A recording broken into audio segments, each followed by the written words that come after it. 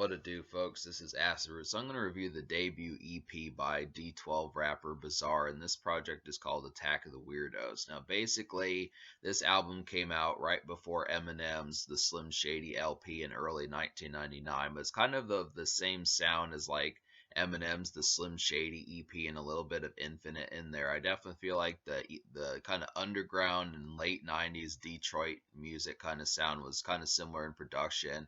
Mr. Porter also produces on here. There's a J Dilla beat on here, and there's just some overall kind of real sleepy and kind of sluggish productions on this project. But I do kind of like it. It's not sluggish in like a bad way, but it just really feels a lot of dreariness in a lot of these. And considering that like Dr. Dre and like folks like DMX and Puff Daddy, Will Smith, those type people had kind of helped revolutionize the late 90s kind of sound and that sort of thing. It seemed kind of interesting that there was still some kind of more stark kind of productions in that sort of sense. But it's just interesting because this was right before Eminem was about to blow up. And it just kind of has an interesting sound to kind of see what Bizarre was up to around this time as far as that kind of happened. And I look after it.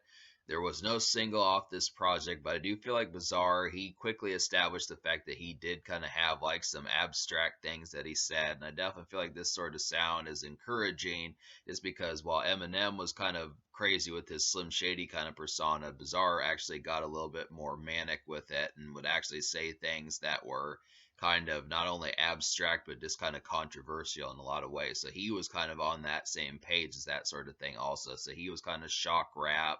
I mean, he may not have insulted, at least at the time, like the Backstreet Boys, NSYNC, Britney Spears, those type people, but he at least was kind of saying some things that were kind of amongst that territory, and particularly like a really kind of distorted and just overall moody and haunting, demonic kind of creepy song as Rap Guys. I really like this one. It really feels like, I guess I'll go ahead and recommend the five songs out of I'll go ahead and recommend the five songs out of seven I recommend to you. So those five songs would be Trife Thieves, Rap Guys, Butterfly, What, and Overreact. So I'm going to talk about Rap Guys. So basically, Rap Guys is like a Juggalo song.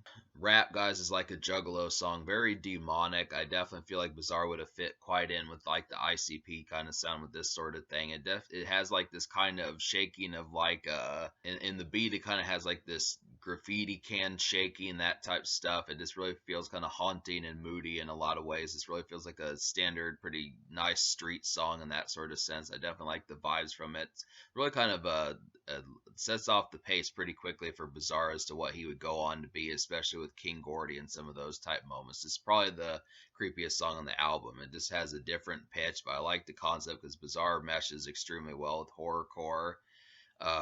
Another song that an immediate highlight is, of course, Trife Thieves with a secret Eminem verse and then Fuzz Scooda from D12. So, yeah, Trife Thieves is an excellent song on here. This has Eminem back in his battle rap days back in 1998 when he was working on the Slim Shady LP. So he definitely eviscerated this verse. This is the same kind of Slim Shady LP Eminem that he would do on that first album.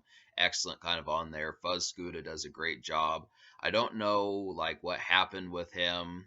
I don't necessarily know what happened with Fuzz Scooda. I know that he was at least loosely affiliated with D12 and that type of stuff, but it's interesting enough, and Bizarre really tears apart the song too. This is just like a standard hotbox song. I would definitely recommend this to hotbox in a vehicle, that type of stuff, and just listen to all the lyricists on this song kind of eviscerate it. It just kind of works in that sense. It's kind of like probably one of the better beats on here. It's probably one of the more immediate ones. Like Rap Guys was really creepy, but Tripe Thieves is kind of more of just like a kind of gutter, but just kind of almost mild club kind of bop on here. It just kind of has like these kind of Wu-Tang-esque piano type beats on here. It's very East Coast sounding.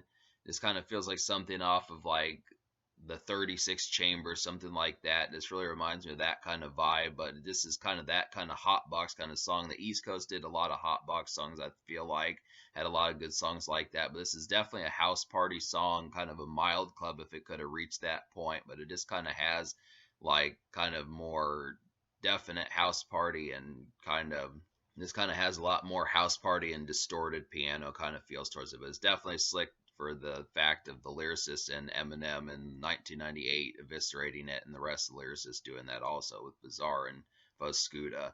So that just kind of happens to be a thing. Butterfly is a nice smoke song. This is another one. Butterfly has a kind of immediate beat. I kind of feel like this one's a little bit hazy. It's another East Coast sounding beat. This really has like these kind of distorted kind of dabs in the song. I don't know if they're piano keys or what they are, but they just kind of feel like kind of light keyboard licks, something like that. But it definitely feels like a smoke song. I would definitely have like I feel like Tribe Thieves and Butterfly are both two good smoke songs, and this is also a dap song. This is probably like a house party song where you just get in dap, that sort of stuff. Just get ready to have the acquaintancing and that type of stuff. Just kind of the entry level type thing. Definitely kind of like the context about it, and it just kind of comes off as like a standard. Like this is probably a more approachable. This has like a chick on the hook on here. This is a little bit more presentable, a bizarre song. This is definitely the sort of stuff that he would do with songs like Rockstar and Fat Boy and some of that stuff later on. I definitely feel like it's just kind of a more presentable one. Like I like Tribe Thieves with Eminem and Fuzz Scooter, but it definitely was like more hardcore and wasn't really trying to be like a crossover kind of song.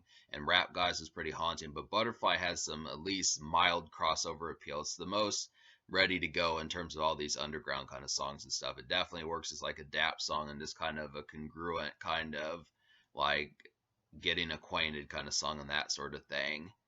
Overreact.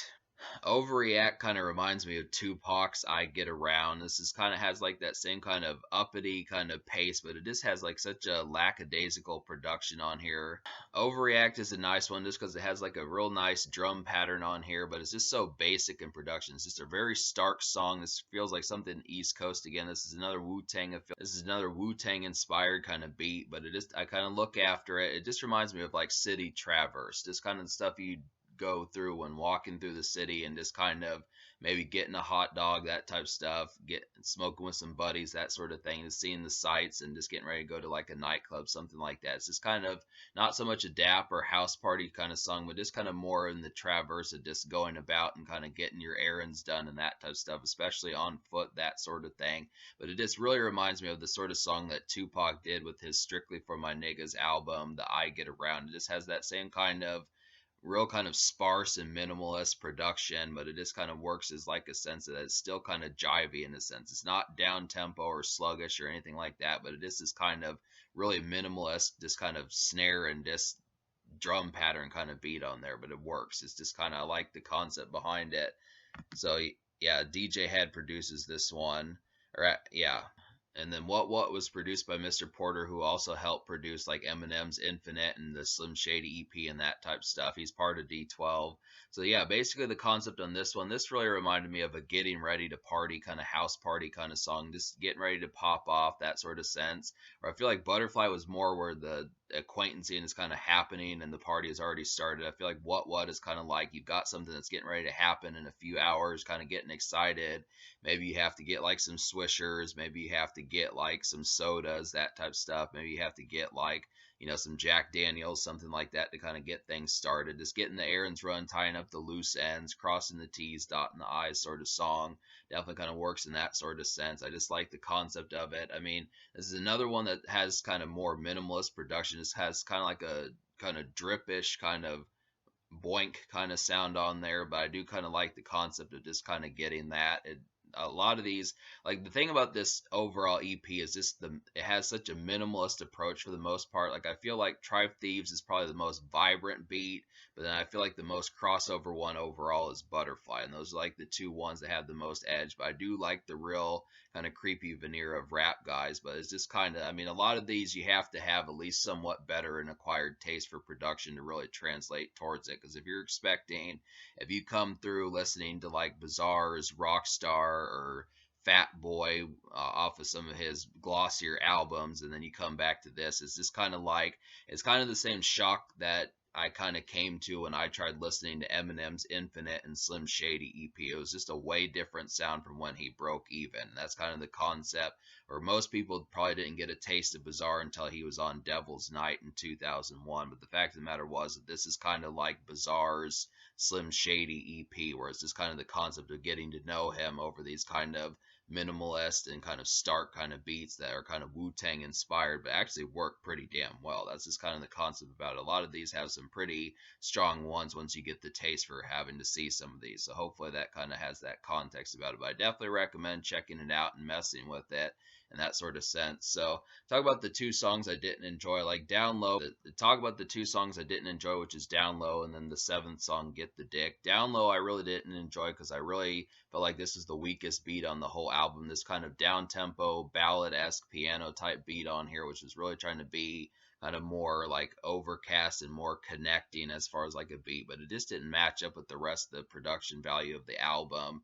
Kind of felt like maybe this should have been left off of the album entirely. And then the Get the Dick remix was, or the Get the Dick raw mix was just too long a song, had too many rappers on here that just didn't have any noteworthy acclaim towards them. And I kind of feel like it just didn't do much. Bizarre showed up too late in the song, and the overall production was just too stark to really get into. This was kind of a posse song. If it had been on a better beat, and if it had been on better production and been introduced later on in Bizarre's career, it probably would have worked better. But just kind of, it felt too stark and felt too much like a cipher and that type of stuff, and just like a non-interesting sense. Like ciphers are good, but this variation of it just was not thrilling enough to really warrant listening to it for over 6.5 minutes. That just kind of happens to be a thing. So, me liking 5 songs out of 7, I'm going to go ahead and give this album like an 8.25 out of 10. I feel like that's pretty damn good. This EP, an 8.25 out of 10. Definitely like the concept behind it. There are some stark ones on here. Like I said, it's kind of an acquired taste, takes a little bit of getting used to, but I'm not going to lower the score for folks who may not have that acquired taste. So I'm just going to kind of say 8.25, me liking 5 out of 7. And the social score, I'm going to give an 8 out of 10. I feel like that's good enough just to look at the concept. Like, you've got a 1998 Eminem verse on here. You've got some Juggalo type songs with rap guys. You got a nice crossover kind of party song and Butterfly.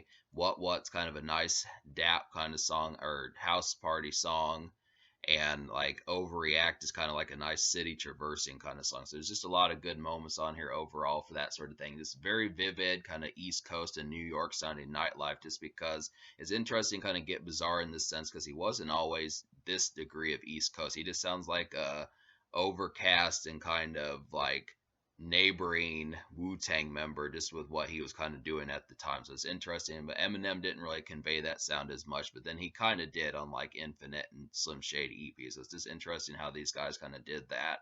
But yeah, so in terms of the future, like Bizarre has been dropping albums. Like, I looked on his Wikipedia a little while ago, and supposedly he dropped an album in 2023. I know he's at least dropped albums in 2021 and 2022, so we're gonna have to get to some more of these. But this is a pretty stellar project to mess with and kind of purchase if you can find it, because it's kind of not as readily available.